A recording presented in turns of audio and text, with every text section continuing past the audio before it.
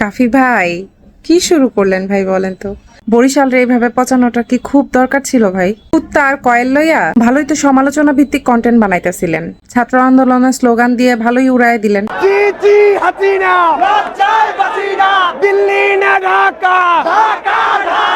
আর প্রাক্তনরে নিয়ে ডায়লগ গুলা ভালোই দিতেন ভাই।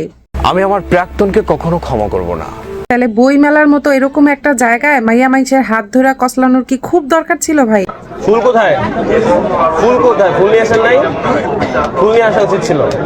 আরে ভাই, ফ্লার্টিং লেভেলেরও একটা লিমিট থাকে, যোগ্য একটা স্থান থাকে। এই যে আজকে আপনার বাড়ি ঘরের এই অবস্থা, ক্ষতিটা কার হইল বলেন? দেশ স্বাধীন হয়েছে বইলা বইমেলার মতো একটা জায়গায় যায় কি যা ইচ্ছা তাই করা যায়?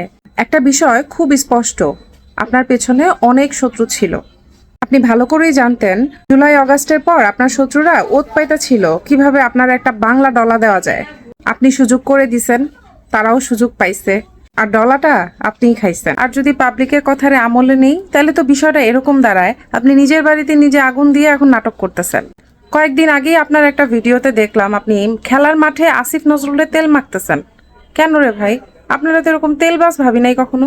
আপনিও তেলবাজ মানুষের বাইরে না। কন্টেন্টটা দেখেই মনে হয়েছিল সামথিং ইজ ফিশি। এটা তো হতেই পারে ভাই, আপনি অনেক বড় কিছু পাওয়ার আশায় হাই রিস্ক নিয়ে গেম খেলতেছেন। এটা আমার গতকাল একবার মনে হয়েছিল, কিন্তু বিশ্বাস করতে পারি নাই। কিন্তু আজকে আপনার সাংবাদিক ভাইদের কাছে দেওয়া ইন্টারভিউ দেখে অনেকটাই ক্লিয়ার। আমার ঘর পূর্ণভাবে গঠন করতে হবে। সময় বলবে আসলে কোনটা সত্য আর কোনটা মাস্টার মাইন্ড গেম। আমি বলবো বইমেলার ঘটনাটা ঘটায় আপনি একদম ভালো করেন নাই ভাই, এটা আশা করি নাই। সুস্থ জায়গাটারে আপনি অসুস্থ বানানোর চেষ্টা করছেন খালি। নেক্সটে লুচ্চামি বাদ দিয়া সোজা হয়ে যান ভাই, সোজা হইতে পয়সা লাগে না। ভালো থাকবেন।